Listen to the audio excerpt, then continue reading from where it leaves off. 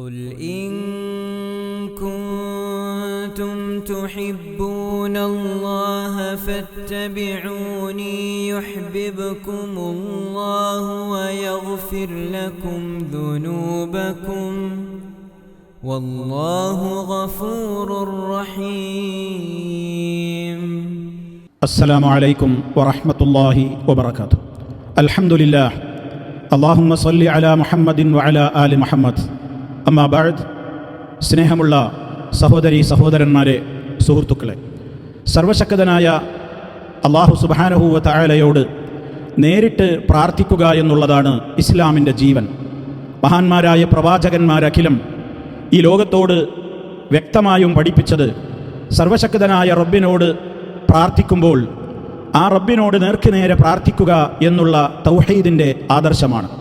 ആദം അലൈഹി സ്വലാത്തു വസ്സലാം, ഹവ്വാ റളിയല്ലാഹു അൻഹ, ആദിമ പിതാവും ആദിമ മാതാവുമായ ആ ആദ്യത്തെ രണ്ട് മനുഷ്യരുടെ പ്രാർത്ഥന റബ്ബന, ഞങ്ങളുടെ രക്ഷിതാവേ എന്ന് പറഞ്ഞുകൊണ്ടാണ്. ശേഷക്കാരായ പ്രവാചകന്മാരഖിലം അള്ളാഹുവിനോട് നേർക്കുനേരെയാണ് പ്രാർത്ഥിച്ചത് എന്ന് വിശുദ്ധ ഖുർആനിലെ സർവ്വ പ്രാർത്ഥനകളും പരിശോധിച്ചാൽ നമുക്ക് കാണുവാൻ സാധിക്കും. പ്രവാചകന്മാരല്ലാത്ത മറ്റു സച്ചരിതരായ വിശ്വാസികൾ മുഴുവനും അവരുടെ വ്യത്യസ്ത ഘട്ടങ്ങളിൽ, അവരുടെ വ്യത്യസ്ത സന്ദർഭങ്ങളിൽ നേർക്കുനേരെ അള്ളാഹുവോട് മാത്രം പ്രാർത്ഥിച്ചവരാണ്. അല്ലാഹുമ്മ, അള്ളാഹുവേ എന്ന്, റബ്ബി, എൻ്റെ രക്ഷിതാവേ എന്ന്, റബ്ബന, ഞങ്ങളുടെ രക്ഷിതാവേ എന്നിങ്ങനെ അള്ളാഹുവോട് നേർക്കുനേരെ പ്രാർത്ഥിക്കുന്ന ഒരു രീതിയായിരുന്നു അവർക്കുണ്ടായിരുന്നത്.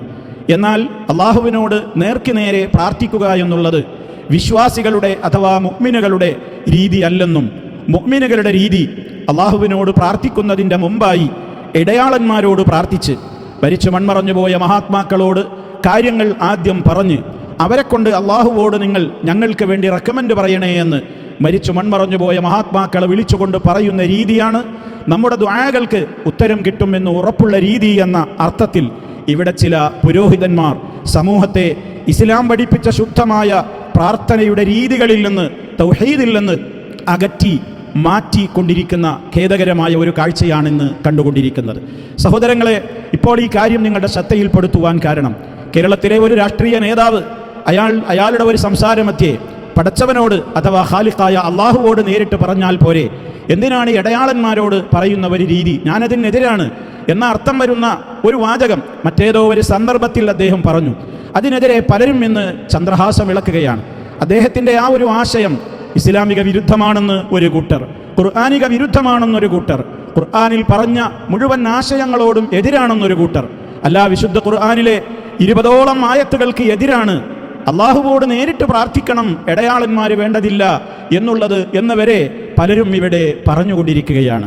സഹോദരങ്ങളെ, ആലോചിച്ചു നോക്കുക. ഇസ്ലാമികമായി അള്ളാഹുവോട് നേരിട്ട് പ്രാർത്ഥിക്കുവാനാണല്ലോ അള്ളാഹു കൽപ്പിച്ചിട്ടുള്ളത്.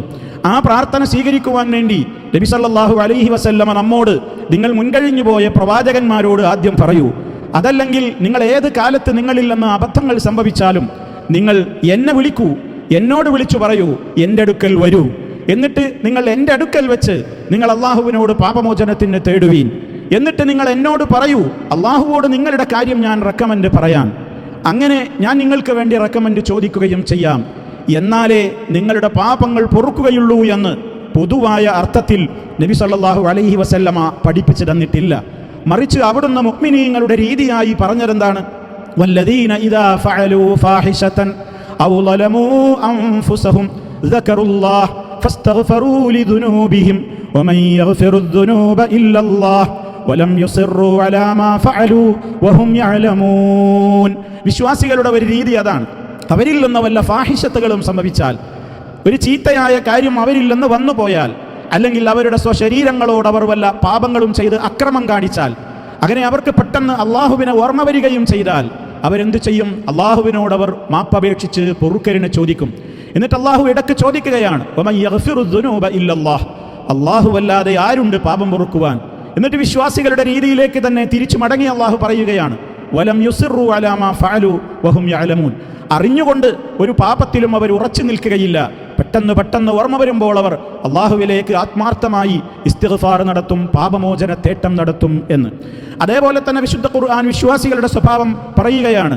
യഥാർത്ഥത്തിൽ വിശ്വാസികളുടെ രീതിയാണ് അതിൽ നിന്ന് നമ്മൾ മനസ്സിലാക്കേണ്ടത്. വമൻ യഅമൽ സൂഅൻ ഔ യളിം നഫ്സഹു സുമ്മ യസ്തഗ്ഫിരില്ലാഹ യജിദില്ലാഹ ഗഫൂറർ റഹീമാ. അള്ളാഹു വളരെ വ്യക്തമായി തന്നെ സൂറത്തുൻ നിസായിലെ 110-ാമത്തെ ആയത്തിൽ നമുക്ക് പഠിപ്പിച്ചു തരികയാണ്. എന്താണ് ഇവിടെ അള്ളാഹു പറയുന്നത്? വമൻ യഅമൽ സൂഅൻ, ആരെങ്കിലും ഒരു ചീത്തയായ കാര്യം പ്രവർത്തിക്കുകയും അതല്ലെങ്കിൽ ഔ യളിം നഫ്സഹു, തന്നോട് തന്നെ ഒരാൾ പാപം ചെയ്തുകൊണ്ട് അക്രമം പ്രവർത്തിക്കുകയോ ചെയ്താൽ സുമ്മ യസ്തഗ്ഫിരില്ലാഹ്, പിന്നീട് അവൻ അള്ളാഹുവിനോട് പൊറുക്കലിന് ചോദിക്കുകയും ചെയ്യുകയാണെങ്കിൽ, നോക്കൂ ഇവിടെ നിങ്ങൾ പ്രത്യേകം ശ്രദ്ധിക്കുക. പാപം ചെയ്ത മനുഷ്യർ ചെയ്യേണ്ടത് എന്താണ്? സുമ്മ യസ്തഗ്ഫിരില്ലാഹ്, അള്ളാഹുവിനോട് അവൻ പൊറുക്കലിനെ ചോദിക്കട്ടെ. അങ്ങനെ ചെയ്താൽ യജിദില്ലാഹ, അള്ളാഹുവിനെ അവന് കണ്ടെത്താവുന്നതാണ്. ഗഫൂറർ റഹീമാ, ഏറെ പൊറുക്കുന്നവനും ഏറെ കരുണ ചെയ്യുന്നവനായും. സൂറത്തുൻ നിസായിൽ അല്ലാഹു സുബ്ഹാനഹു വ തആല ഇത് വളരെ കൃത്യമായി തന്നെ പഠിപ്പിച്ചിരുന്നിരിക്കുകയാണ്. ഇതാണ് സഹോദരങ്ങളെ പൊതുവായി ഒരു മുസ്ലിം പാപം സംഭവിച്ചു കഴിഞ്ഞാൽ അവൻ സ്വീകരിക്കേണ്ടുന്ന ഒരു രീതി. നബി സല്ലല്ലാഹു അലൈഹി വസല്ലമ വിശുദ്ധ ഖുർആനിലൂടെ നമുക്ക് ഓതി കേൾപ്പിച്ചു തന്നിട്ടുള്ള നിരവധി ഇസ്തിഗ്ഫാറിൻ്റെ പ്രാർത്ഥനകളുണ്ട്. നമ്മുടെ നിത്യജീവിതത്തിൽ ഉറങ്ങിയെഴുന്നേറ്റത് മുതൽ ഉറങ്ങുന്നത് വരെ, ഉണർന്നെഴുന്നേറ്റത് മുതൽ ഉറങ്ങുന്നത് വരെ ചൊല്ലേണ്ടുന്ന ഒരുപാട് ദിക്റുകൾ, ദുആകളുണ്ട്. എല്ലാം അള്ളാഹുവിനോട് നേർക്കുനേരെയാണ്. ഇടയാളന്മാരോട് ആദ്യം പറഞ്ഞ് അവരോട് നിങ്ങൾ എനിക്ക് വേണ്ടി റെക്കമെൻഡ് ചെയ്യണേ എന്ന് പറയുന്ന ഒരു രീതി മഹാനായ നബി സല്ലല്ലാഹു അലൈഹി വസല്ലമ പൊതുവായി നമ്മോട് പഠിപ്പിച്ചിരുന്നിട്ടില്ല. അതേ അവസരത്തിൽ നബി സല്ലല്ലാഹു അലൈഹി വസല്ലമിൻ്റെ കാലത്ത് അള്ളാഹുവിൻ്റെ റസൂലിനെ വളരെ വേദനിപ്പിച്ച ഒരു വിഭാഗമായിരുന്നു മുനാഫിക്കുകൾ എന്ന് പറയുന്ന ഈ ഭാഗം. നമുക്കറിയാം, വിശുദ്ധ ഖുർആനിൽ സൂറത്തുൽ മുനാഫിഖൂൻ എന്നൊരു അധ്യായമുണ്ട്. ആ സൂറത്തുൽ മുനാഫിഖൂനിൽ അല്ലാഹു സുബ്ഹാനഹു വ തആല മുനാഫിക്കുകളുടെ സ്വഭാവമാണ് പറയുന്നത്. നബി സല്ലല്ലാഹു അലൈഹി വസല്ലമിനെയും വിശ്വാസികളെയും വളരെയേറെ വേദനിപ്പിച്ച അബ്ദുല്ലാഹി ഇബ്നു ഉബയ്യ് ഇബ്നു സലൂൽ എന്ന് പറയുന്ന മുനാഫിഖ് നേതാവും അവൻ്റേതായ അനുയായികളും പ്രവാചകനെതിരെ, വിശ്വാസികൾക്കെതിരെ വളരെ ഗൂഢമായ ശ്രമങ്ങൾ നടത്തിയിരുന്നു. അങ്ങനെ നബി സല്ലല്ലാഹു അലൈഹി വസല്ലമിനെ വല്ലാതെ മാനസികമായി വേദനിപ്പിച്ച ഒരു വ്യക്തിയായിരുന്നു അബ്ദുല്ലാ ഇബ്നു ഉബയ്യ് എന്ന് പറയുന്ന മുനാഫിക്കിന്റെ നേതാവും അവൻ്റെ അനുയായികളായ ഒരു പറ്റം ആളുകളും. വേദനിപ്പിക്കുന്ന വാക്കുകളായിരുന്നു വിശ്വാസികൾക്കെതിരെ അള്ളാഹുവിൻ്റെ റസൂലിൻ്റെ ഭാര്യയെ സംബന്ധിച്ച്, നമ്മുടെ ആയിഷ റളിയല്ലാഹു അൻഹയെ സംബന്ധിച്ചുള്ള അപവാദ പ്രചരണം. അതുമാത്രമല്ല, വിശ്വാസികളെ മദീനയിൽ നിന്ന് ആട്ടിപ്പറഞ്ഞേക്കും എന്നുവരെയുള്ള വർത്തമാനങ്ങൾ. നബി സല്ലല്ലാഹു അലൈഹി വസല്ലമിൻ്റെ കൂടെ ഈ മുനാഫിഖ് നേതാവ് ഒരിക്കൽ സഞ്ചരിച്ചിട്ടുണ്ടായിരുന്നു. ആ കഥയിലേക്ക് ഞാൻ വരുന്നുണ്ട്. അതിൻ്റെ മുമ്പ് ഈ ഒരു പശ്ചാത്തലം ഞാൻ നിങ്ങളോട് പറയാൻ ഒരു പ്രധാനപ്പെട്ട കാരണമുണ്ട്. നമ്മുടെ നാട്ടിൽ പേരോട് മുസ്ലിയാർ പറയുന്നുണ്ട്, മുഅ്മിനൂന എന്ന പേരിൽ വിശുദ്ധ ഖുർആനിൽ ഒരു സൂറത്തുണ്ട്. ആ സൂറത്തിൽ മുഅ്മിനീങ്ങളുടെ സ്വഭാവമാണ് പറയുന്നത്. അതേപോലെ മുനാഫിഖൂൻ എന്ന പേരിൽ വിശുദ്ധ ഖുർആനിൽ ഒരു അധ്യായമുണ്ട്. അതിൽ മുനാഫിഖീങ്ങളുടെ സ്വഭാവമാണ് പറയുന്നത്. എന്നിട്ട് അയാൾ സമർത്ഥിക്കുന്നത് എന്താണ്? പ്രാർത്ഥിക്കുമ്പോൾ അള്ളാഹുവിനോട് നേർക്കുനേരെ പ്രാർത്ഥിക്കൽ മുനാഫിഖീങ്ങളുടെ സ്വഭാവമാണ്. മുഹമ്മദ് നബി സല്ലല്ലാഹു അലൈഹി വസല്ലമിനോട് അടുക്കൽ, നബി സല്ലല്ലാഹു അലൈഹി വസല്ലമിൻ്റെ അടുക്കൽ നിങ്ങൾ വരൂ എന്ന മുനാഫിക്കുകളോട് പറയപ്പെട്ടാൽ, അയാൾ ആയത്തോതുന്നുണ്ട് ആ സൂറത്തുൽ മുനാഫിഖൂനിലെ വചനം.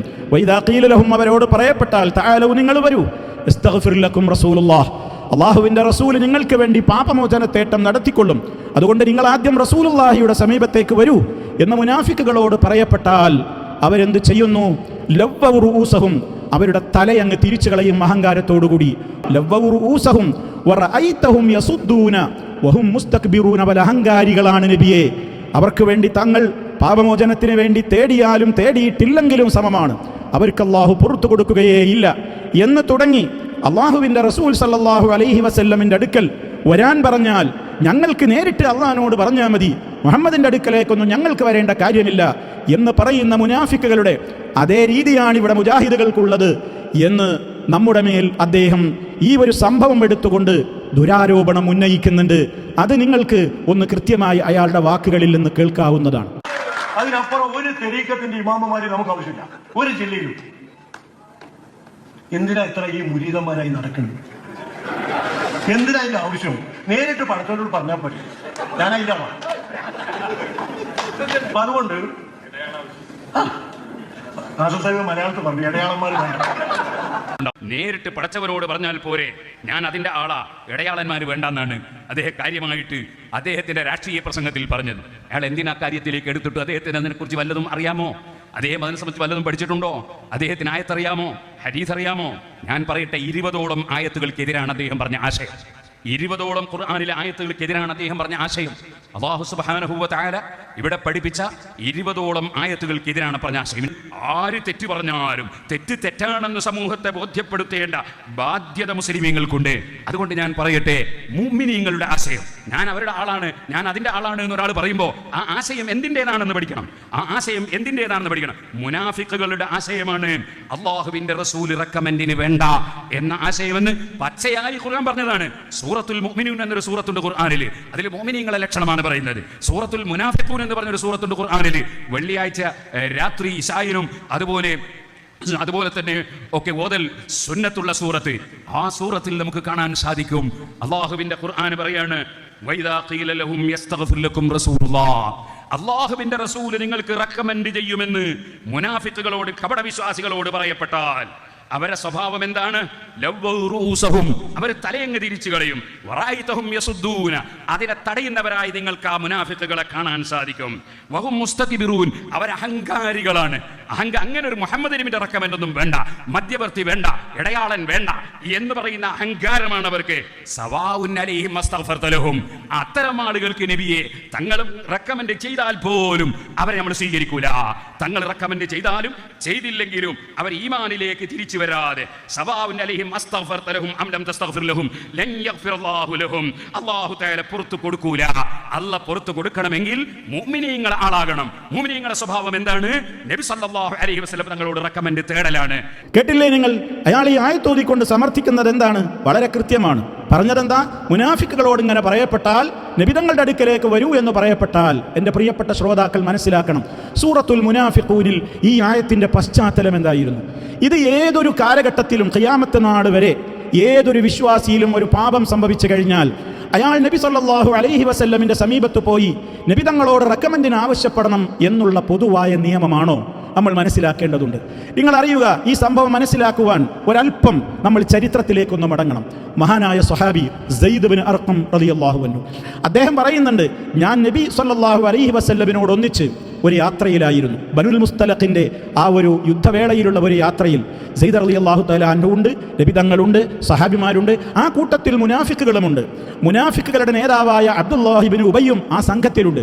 അങ്ങനെ ആ ഒരു യാത്രയുടെ ഇടയിൽ ഈ അബ്ദുള്ള എപ്പോഴും എന്താണ് അവൻ്റെ പണി? മുഹമ്മദ് നബി സല്ലല്ലാഹു അലൈഹി വസല്ലമിനെതിരെ ഇങ്ങനെ കുശുകുശുക്കുക, ആളുകൾക്കിടയിൽ മോശപ്പെട്ട സംസാരം നടത്തി പ്രവാചകനെയും വിശ്വാസികളെയും ഇങ്ങനെ ജനങ്ങൾക്കിടയിൽ ഒരു വെറുപ്പുള്ളവരാക്കി തീർക്കുക. ഇതായിരുന്നു അയാളുടെ ഒരു തൊഴിൽ. അങ്ങനെ ഈ സംഘത്തിലും ഈ അബ്ദുള്ള ഉണ്ടായിരുന്നു, മുനാഫിക്കും അവൻ്റെ അനുയായികൾ. അങ്ങനെ ആ സംഘം ഇങ്ങനെ മുന്നോട്ട് പോയിക്കൊണ്ടിരിക്കെ ഇയാൾ എന്ത് ചെയ്യുന്നു?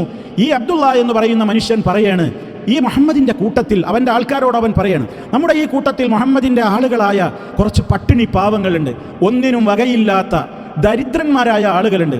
അവർക്ക് ആരും നിങ്ങളൊന്നും ഒരു സഹായം കൊടുക്കരുത്. അങ്ങനെ സഹായം കിട്ടാതാകുമ്പോൾ മുഹമ്മദിൻ്റെ അടുക്കൽ നിന്ന് ഇവരൊക്കെ ഒഴിഞ്ഞുപോയിക്കൊള്ളും.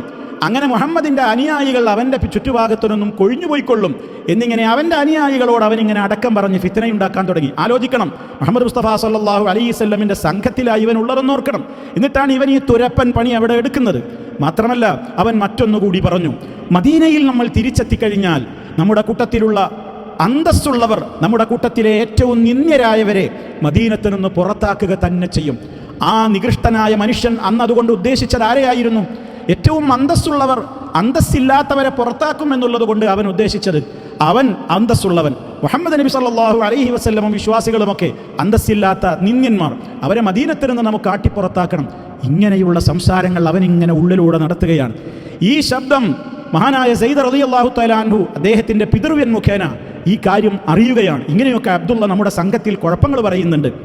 മഹാനായ നബി സല്ലല്ലാഹു അലൈഹി വസല്ലമിനോട് പോയിട്ട് സയ്യിദ് റളിയല്ലാഹു അൻഹു ഈ കാര്യം പറഞ്ഞു കൊടുത്തു. പ്രവാചകരെ, നമ്മുടെ കൂട്ടത്തിലുള്ള അബ്ദുള്ളയുണ്ടല്ലോ, അവൻ ഇങ്ങനെയും ഇങ്ങനെയും ഒക്കെ താങ്കളെക്കുറിച്ച്, വിശ്വാസികളെക്കുറിച്ച്, നമ്മെക്കുറിച്ച് പറയുന്നുണ്ട്. മനസ്സ് വല്ലാതെ വേദനിക്കുന്നുണ്ട്. നബി സല്ലല്ലാഹു അലൈഹി വസല്ലം അത് കേട്ടു. കേട്ടപ്പോൾ അള്ളാഹുവിൻ്റെ റസൂല് അബ്ദുള്ളയെ വിളിപ്പിച്ചു. പ്രവാചകൻ ആരെങ്കിലും ഒരു കാര്യം പറയുമ്പോഴേക്ക് അങ്ങ് വിശ്വസിക്കുന്നയാളല്ല. അത് കേട്ടത് സത്യമാണോ എന്ന് ഉറപ്പുവരുത്താൻ അബ്ദുള്ളയെ വിളിച്ചു. അബ്ദുള്ളയോട് ചോദിച്ചു, അബ്ദുള്ള, നീ ഇങ്ങനെയൊക്കെ പറഞ്ഞോ?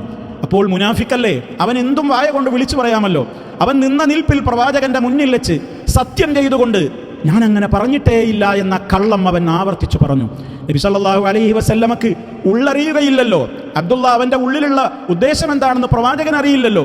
അവൻ പറഞ്ഞ വാക്കിനെ മുഖവിലക്കെടുത്തുകൊണ്ട് ശരി എന്ന് അവന്റെ ഭാഗത്ത് നിന്ന് അങ്ങനെ ഉണ്ടായിട്ടില്ല എന്ന് നബി സല്ലല്ലാഹു അലൈഹി വസല്ലമ അവനെ സത്യപ്പെടുത്തുന്ന വിധത്തിൽ സെയ്ദിനെ എന്തോ സംതിങ് ഒരു ധാരണ സംഭവിച്ചതാണ് എന്ന അർത്ഥത്തിൽ അങ്ങനെ പറയുകയുണ്ടായി. അതും മുനാഫിക്കുകൾ മുതലെടുത്തു. കണ്ടോ, ഞങ്ങളുടെ നേതാവ് വളരെ നല്ലവനാണെന്ന് മുഹമ്മദ് പ്രഖ്യാപിച്ചു കഴിഞ്ഞു. സെയ്ദ് കളവ് പറഞ്ഞതാണെന്ന് പറഞ്ഞു. ആലോചിച്ചു നോക്കൂ, ആ സമയത്ത് മഹാനായ സെയ്ദ് ബിൻ അർഖം റളിയല്ലാഹു അൻഹുവിന്റെ മനസ്സിനുണ്ടാകുന്ന വേദന എത്രയാണ്. അദ്ദേഹം ഇവിടെ കള്ളനായി മാറി. കള്ളം പറഞ്ഞു പ്രചരിപ്പിച്ച് ഫിത്നയുണ്ടാക്കിയ നേതാവിയുടെ സത്യസന്ധനായി മുദ്രകുത്തപ്പെടുന്നു. ആ ഒരു സമയത്തുള്ള വിശ്വാസിയുടെ മനസ്സിന്റെ നൊമ്പരം, വേദന, അദ്ദേഹം ആ വേദന സഹിച്ചുകൊണ്ടിരിക്കുന്ന വേളയിൽ ഉടനെ ജിബ്രീൽ അലൈഹിസ്സലാത്തു വസ്സലാമിലൂടെ ഇറങ്ങുകയാണ് സൂറത്തുൽ മുനാഫിഖൂൻ.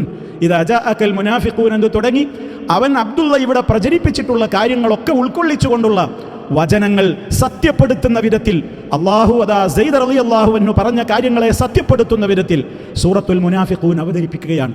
അതിലുള്ളവരായത്താണ് ഇവിടെ പേരോട് മുസ്ലിയാർ ഓതിയ ആയത്ത്.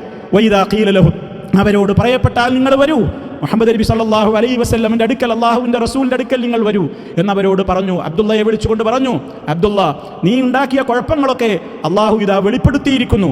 നീ വഷളായിട്ടുണ്ട്. ഇനി നീ എന്ത് നല്ല വിള ചമഞ്ഞിട്ടും കാര്യമില്ല. അതുകൊണ്ട് നിന്റെയും നിന്റെ ആളുകളുടെയും ഒക്കെ പാപങ്ങൾ പുറത്തു കിട്ടുവാനും ഇനി അങ്ങോട്ട് നിങ്ങളുടെ ജീവിതം നന്നാകണമെങ്കിൽ നിങ്ങൾ വേദനിപ്പിച്ച മുഹമ്മദ് നബി സല്ലല്ലാഹു അലൈഹി വസല്ലം അവിടെയുണ്ട്. അവിടുത്തെ സാന്നിധ്യത്തിലേക്ക് നിങ്ങൾ ചെല്ലണം. അവിടുത്തോട് നിങ്ങൾ മാപ്പിന് അപേക്ഷിക്കണം. അള്ളാഹുവിൻ്റെ റസൂലിനോട് നിങ്ങൾ പറയണം, ഞങ്ങളിൽ അബദ്ധം സംഭവിച്ചു പോയതാണ്, ഞങ്ങൾക്ക് വേണ്ടി അള്ളാഹുവിനോട് അങ്ങ് പാപമോചനത്തേട്ടം നടത്തണം എന്ന് നിങ്ങൾ പറയണമെന്ന്. അതായിരുന്നു ഈ ആയത്തിന്റെ സന്ദർഭം. വഇദാ ഖീല ലഹും, അവരോട് അബ്ദുള്ള അടക്കമുള്ള നേതാക്കളോട്, മുനാഫിക്കുകളോട് പറയപ്പെട്ടാൽ, തആലൂ, നിങ്ങൾ വരൂ, യസ്തഗ്ഫിർ ലക്കും റസൂലുള്ളാഹ്. ഇവിടെ പ്രത്യേക കേസാണ്. അള്ളാഹുവിൻ്റെ റസൂലിനെ അവർ വേദനിപ്പിച്ചിട്ടുണ്ട്. ഇതുപോലെ ഒരുപാട് ദുരാരോപണങ്ങൾ പ്രവാചകനെതിരെ, സ്വഹാബിമാർക്കെതിരെ റളിയല്ലാഹു അൻഹും അവൻ നടത്തിയിട്ടുണ്ട്. അതിനൊക്കെ ഇനി പശ്ചാത്താപം സ്വീകരിക്കണമെങ്കിൽ നീ നല്ല വെള്ള ചമഞ്ഞിട്ടൊന്നും കാര്യമില്ല, റസൂലുള്ളാഹിന്റെ അരികിൽ നീ വരണം. അങ്ങനെ വരൂ, നിങ്ങൾക്ക് വേണ്ടി അള്ളാഹുവിൻ്റെ റസൂൽ പൊറുക്കലിനെ ചോദിച്ചോളും എന്ന് പറഞ്ഞപ്പോൾ ലവ്വ റൂസഹും, അവർ തലയങ്ങ് തിരിച്ചു കളയുന്നു. വറഅയ്തഹും യസുദ്ദൂന, അവർ ആ മാർഗത്തിൽ നിന്ന് ജനങ്ങളെ തടയുന്ന ഒരു രീതിയിൽ അവർ അഹങ്കാരികളായിക്കൊണ്ടാണ് മുന്നോട്ട് പോയത് എന്ന് അവരുടെ ഉള്ളുകള്ളി വെളിച്ചത്താക്കുന്ന ആയത്തുകൾ സൂറത്തുൽ മുനാഫിഖൂനിൽ അവതരിപ്പിക്കപ്പെടുകയാണ്. സഹോദരങ്ങളെ, ഇതാണ് ഇവിടെ പേരോട് മുസ്ലിയാരി എടുത്തുകൊണ്ട്, ഇതാണ് മുനാഫിക്കുകളുടെ സ്വഭാവം. നിങ്ങൾ വരൂ, അള്ളാഹുവിൻ്റെ റസൂലിനോട് റെക്കമെൻഡ് ആവശ്യപ്പെടൂ എന്ന് ഇന്നത്തെ ആളുകളോട്, വഹാബികളോട് പറഞ്ഞാൽ അവരും പറയും, ഞങ്ങൾക്ക് റസൂലുള്ളാഹിന്റെ റെക്കമെൻഡ് ഒന്നും വേണ്ട, ഞങ്ങൾ നേരിട്ട് അള്ളാഹിനോട് പറഞ്ഞോളും എന്ന് പറയുന്ന രീതി, അത് മുനാഫിക്കുകളുടെ രീതിയാണ് എന്ന് നമ്മുടെ മേൽ, അഥവാ വിശ്വാസികൾ നേരിട്ട് അള്ളാഹുവിനോടാണ് ഇസ്തിഗ്ഫാർ നടത്തേണ്ടത് എന്ന് പറയുന്നവരുടെ മേൽ വെച്ച് കെട്ടുകയാണ് ഇവിടെ പേരോട് മുസ്ലിയാർ ചെയ്തിട്ടുള്ളത്. മാത്രമല്ല സഹോദരന്മാരെ, നിങ്ങൾ ചിന്തിക്കണം, അയാളുടെ പ്രസംഗങ്ങളിൽ പലയിടങ്ങളിലും അയാൾ പറയുന്ന, ആവർത്തിച്ച് പറയുന്ന ഒരു കാര്യമുണ്ട്. നമ്മുടെ പക്കൽ നിന്ന് എന്ത് തെറ്റുകൾ സംഭവിച്ചാലും നമ്മുടെ പാപം പൊറുക്കണമെങ്കിൽ 4 നിബന്ധനകൾ നമ്മൾ പാലിക്കണം എന്നാണ്. ഏതാണത്ര ആ 4 നിബന്ധന? അതും അദ്ദേഹം വിശുദ്ധ ഖുർആനിലെ സൂറത്തുൻ നിസായിലെ വലൗ അന്നഹും ളലമു അൻഫുസഹും ജാഊക ഫസ്തഗ്ഫിറുല്ലാഹ വസ്തഗ്ഫറ ലഹുമുർ റസൂൽ ലവജദുല്ലാഹ തവ്വാബർ റഹീമാ. എന്താണ് അവിടുത്തെയും വിഷയം? എന്താണ്?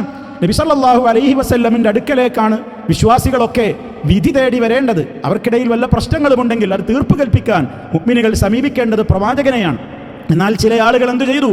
അവരുടേതായ പ്രശ്നങ്ങൾക്ക് വിധി കൽപ്പിക്കുവാനും തീർപ്പ് കിട്ടുവാനും വേണ്ടി അവരുടെ ഒരു ജൂത നേതാവിൻ്റെ അടുത്തേക്ക്, തഫ്സീറുകളിൽ കാണാം, കഅബ് എന്ന് പറയുന്ന ജൂത നേതാവിൻ്റെ അടുക്കലേക്കാണ് അവർ വിധി തേടിപ്പോയത്. നബി സല്ലല്ലാഹു അലൈഹി വസല്ലം ഇവിടെ ജീവിച്ചിരിപ്പുണ്ടായിരിക്കെ അവിടുത്തെ സന്നിധിയിലേക്ക് വന്നുകൊണ്ട് വിധി തേടുന്നതിന് പകരം നേരെ എതിർ ശത്രുവായ കഅബ് ബിൻ അഷ്റഫിന്റെ അടുക്കൽ വിധി തേടിപ്പോയ ആ സംഭവം, അവരുടെ പാപം പൊറുക്കണമെങ്കിൽ നേരത്തെ പറഞ്ഞതുപോലെ അവർ വീട്ടിലിരുന്ന് വെറുതെ ഇസ്തിഗ്ഫാർ നടത്തിയത് കൊണ്ട് കാര്യമില്ല. ജീവിച്ചിരിക്കുന്ന നബിയുടെ മനസ്സവർ വേദനിപ്പിച്ചിട്ടുണ്ട്. അതുകൊണ്ട് പ്രവാചകന്റെ ജീവിതകാലത്ത് നബി സല്ലല്ലാഹു അലൈഹി വസല്ലമിനെ വേദനിപ്പിച്ച ആ വിഭാഗം ആളുകൾ എന്ത് ചെയ്യണം? വലൗ അന്നഹും ളലമു അൻഫുസഹും, അവരുടെ ശരീരങ്ങളോട് അക്രമം പ്രവർത്തിച്ച ആ ആളുകൾ എന്ത് ചെയ്യണം? ആ പ്രവർത്തിച്ചതിന് ഇനി അവർ ജാവൂക്ക, അവർ നിന്റെ അടുക്കൽ വരണം. എന്നിട്ട് നബി സല്ലല്ലാഹു അലൈഹി വസല്ലമിനോട് പറയണം, നബിയെ, നബി സല്ലല്ലാഹു അലൈഹി വസല്ലമിന്റെ സാന്നിധ്യത്തിൽ വെച്ചുകൊണ്ട് അള്ളാഹുവിനോട് പാപമോചനത്തേട്ടം അവർ നടത്തണം. നബിതങ്ങളും അവർക്ക് വേണ്ടി അള്ളാഹുവിനോട് പാപമോചനത്തേട്ടം നടത്തണം. ഇവരോട് വിഷമമൊന്നുമില്ല, ഇവരോട് വെറുപ്പൊന്നുമില്ല. അവരോട് പറ്റിയ അബദ്ധത്തെ നബിതങ്ങൾ അംഗീകരിക്കുന്നു.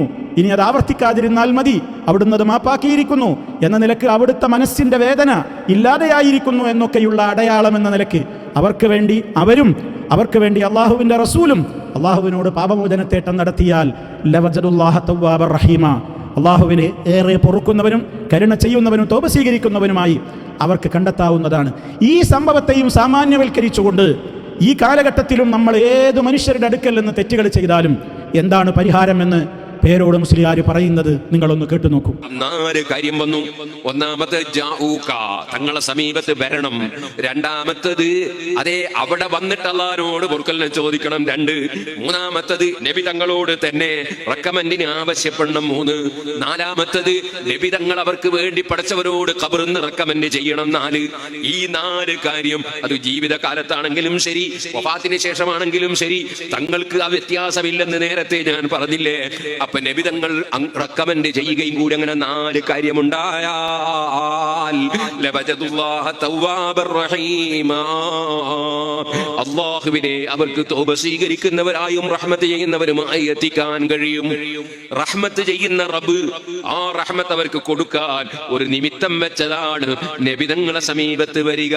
ഒരാൾക്ക് ഒരു നിലക്കും പോകാനുള്ള ശാരീരികമോ സാമ്പത്തികമായ കഴിവില്ലെങ്കിലോ അവർക്ക് ഇവിടെ വെച്ചും റസൂലുള്ളാഹിനെ മനസ്സുകൊണ്ട് സമീപിക്കാം. ആ സമീപിക്കലാണല്ലോ മങ്കൂസ് മൗലിദ് ഓതുന്ന സമയത്ത് നമ്മൾ ചൊല്ലുന്നത്. എല്ലാവരും എഴുന്നേറ്റൊന്ന് ചൊല്ലിക്കോ. ഇർതകബ്തു അലൽ ഖാതാബ് ഗൈറ ഹസീരിൻ വഅദദ് ലക അശ്കൂ ഫീഹി യാ സയ്യിദി ഖൈറൻ നബി. ഇരുന്നോളൂ സുഹൃത്തുക്കളെ, നബി തങ്ങളെ വിളിച്ച് തേടുകയാണ്. ഞാൻ ഒരുപാട് തെറ്റ് ചെയ്തു പോയിട്ടുണ്ട് നബിയേ, എണ്ണവും കണക്കുമില്ല. ലക അശ്കൂ, തങ്ങളോട് ഞാൻ വേവലാതിപ്പെടുന്നു. ഞാൻ ഒരുപാട് തെറ്റ് ചെയ്തു പോയവനാണ്.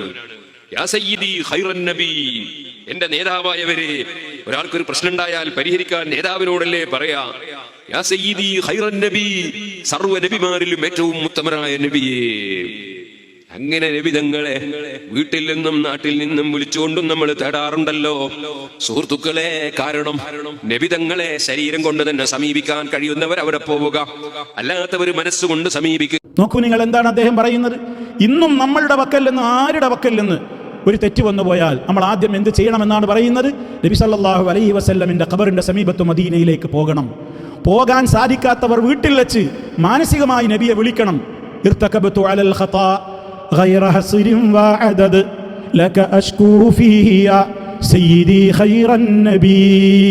ഒരുപാട് പാപങ്ങൾ ഞാൻ ചെയ്തു പോയി നബിയെ, അങ്ങയോട് ഞാൻ തേടുകയാണ്, അന്യായം പറയുകയാണ്, എൻ്റെ പാപങ്ങൾ പുറത്തു കിട്ടാൻ. ഇതിങ്ങനെ അള്ളാഹുവിൻ്റെ റസൂലിനോട് പരാതി പറയണം.